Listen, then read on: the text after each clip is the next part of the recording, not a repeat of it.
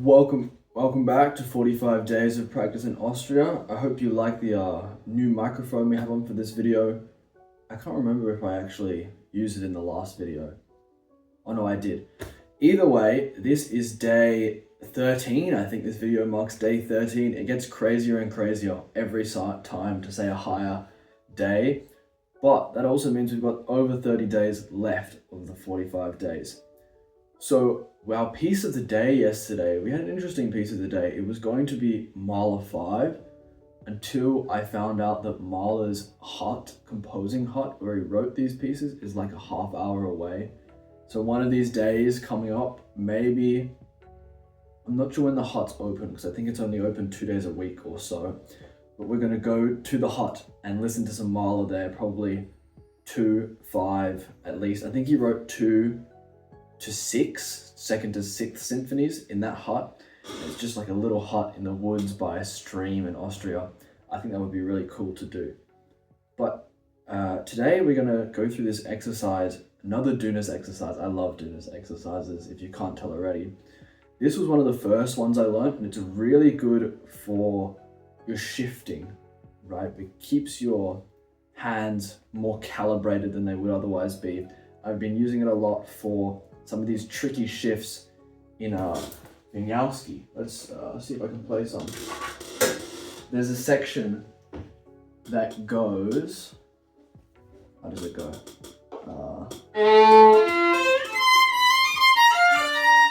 Yeah, this one. Yeah? I mean, I didn't hit it then, but...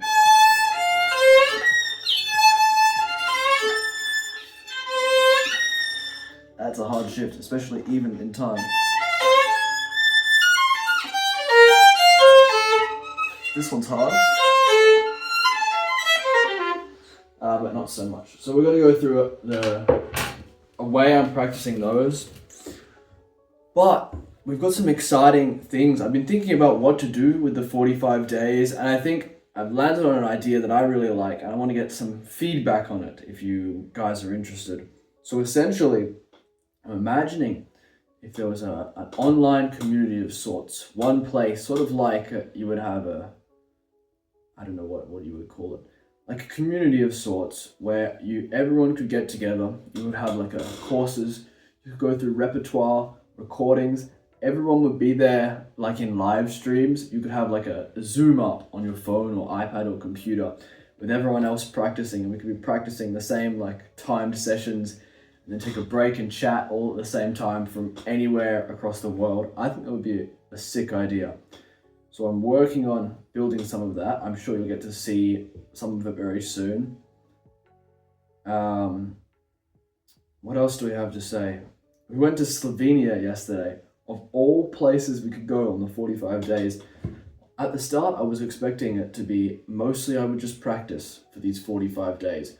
But now we're doing quite a lot of travel. So yesterday wasn't really a day of practice. So maybe I should like take that day off. We went in the morning. We had to wake up early to get the train all the way to Slovenia. And I say all the way to Slovenia, but it's really not that far, which is sort of like an idea that's hard to grasp, but like you can just catch a train to another country. Because of course in Australia, there are no country borders over land. Like every other country is over water. We're like the opposite of landlocked. There's probably a name for that.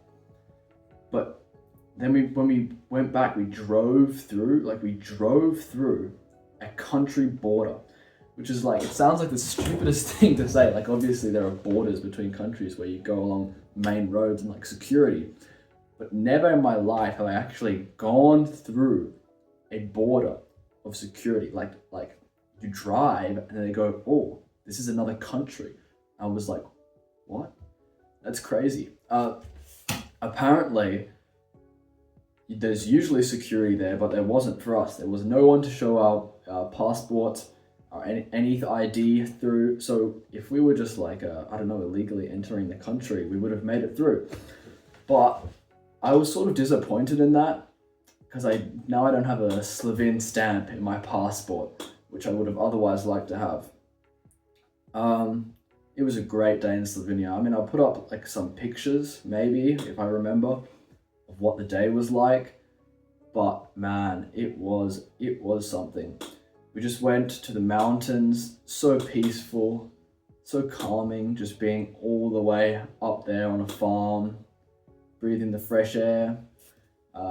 We had some strudel, delicious strudel with these wild blueberries and apple. That was some of the best food I've ever eaten. I don't know what else there is to say. We're just going to go get practicing now, and then we're going to do piece of the day.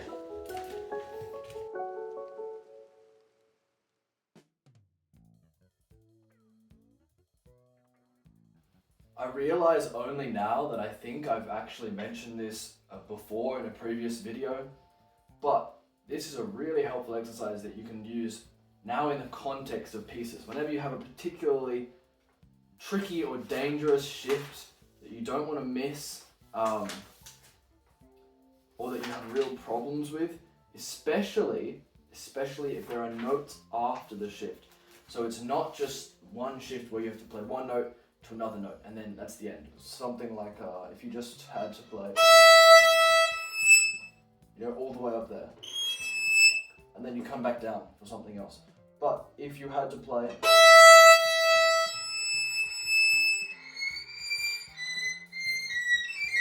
if you have to play something after up there, this is very, very helpful. And so essentially what it is we take the shifting in thirds from Dunas, and we use that on whatever passage or shift we have. So say we have this in Wieniawski, where our shift goes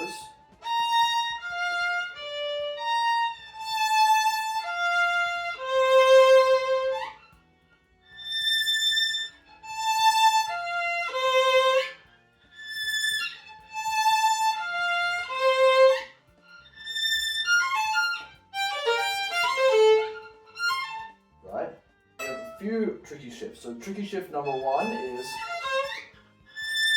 this, C to A. This is a bit hard, not too hard because it's backed first. That's hard.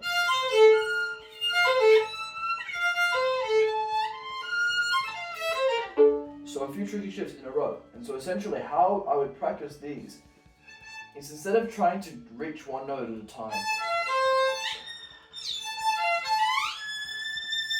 I would reach for the position where I need to be, because I need to play the notes after as well. So I would reach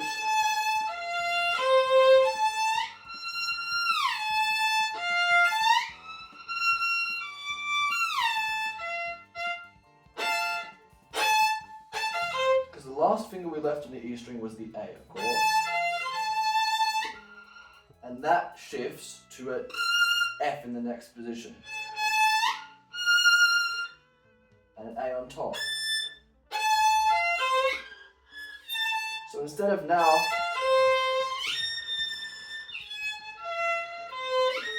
just sort of sliding and having no clue where we are with this 4, now we have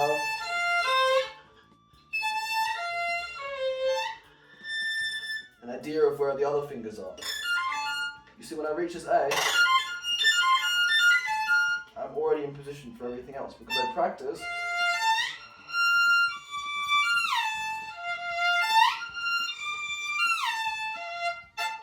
could do that the same with any other shift.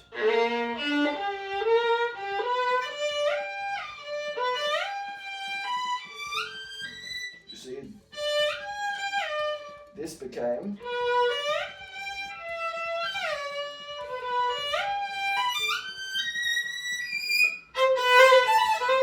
I find this is a really helpful way for some of these trickier, more acrobatic passages to keep your hand sort of in the same position, doing the same things. So I think that's all for today. It's very short. There'll be a greater video tomorrow, the next 2 days. For now, I'm going to go to the piece of the day.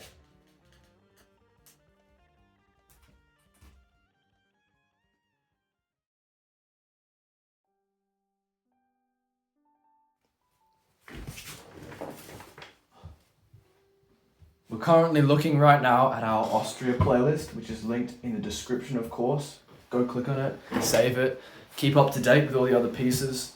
But the piece of the day was Haydn Andante and Variations for piano in F minor, which is a different piece to some of the other ones. It starts to become hard now to compare pieces, because how do you compare Haydn solo piano work to a Mahler symphony, right? I liked the piece a lot, quite a lot.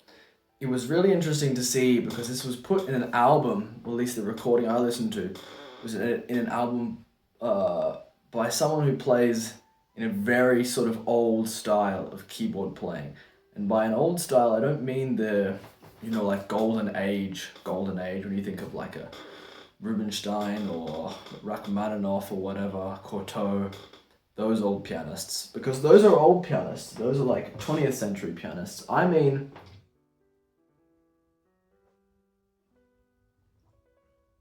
19th, 18th century pianists. Back when there was a lot more of this art of sort of keyboard improvisation. I was stuck between saying improvisation.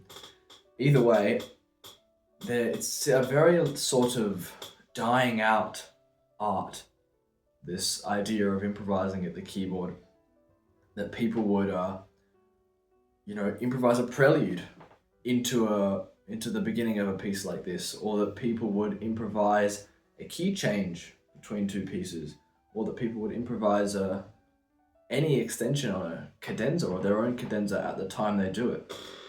Even most of the, considered the greatest pianists of today, even a lot of them don't know this art or aren't familiar with it or don't perform it, even if they do know it.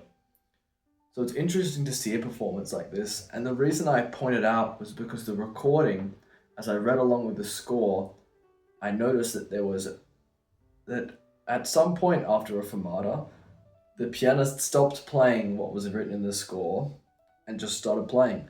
And the longer and longer I listened and looked at the score, I was like, oh, this is just completely improvised. It was a cadenza in the finale that is about 4 or 5 minutes long. 4 or 5 minutes long for a piece that would otherwise be 15 minutes. 4 or 5 minutes is completely improvised. And I think that's just like such an interesting thing to see, to get a glimpse into how some of these composers and these pianists would have thought, because of course they would all know to do that, all the great composers. Of course Mozart could do it, of course Schubert could do it, of course Haydn could do it as well. And what it led to is a very interesting style of music, especially when you get to the solo piano music, because you could just there was a way of writing out these harmonies and learning how to play the keyboard that went along with the composition. It was no longer it wasn't a modern idea of like you play the piano and then you learn your theory and then you learn your composition or whatever it is. It was sort of an all-in-one at the keyboard. And so that's how pianists learn, and it's really interesting to see more performances like that and the very few people who still maintain that sort of playing. But either way, we have to reveal the ranking. So this is the current list that you're looking at on the screen right now. And we placed, pause and think where you would put the Haydn if you've been following along and listening. But I put the Haydn again in last place. I feel bad, worse and worse, putting pieces in last again and again. I put the Weber in last, I think, the other time. But it's not to say that it's a bad piece or bad recording by any means. It's a great piece. Is it as good as the other pieces on the list? I just don't think it is. Still a fantastic piece, very much worth a listen. Drop a comment of what you would like to see me listen to next. What do you think should be on the list? I'll see you in the next video.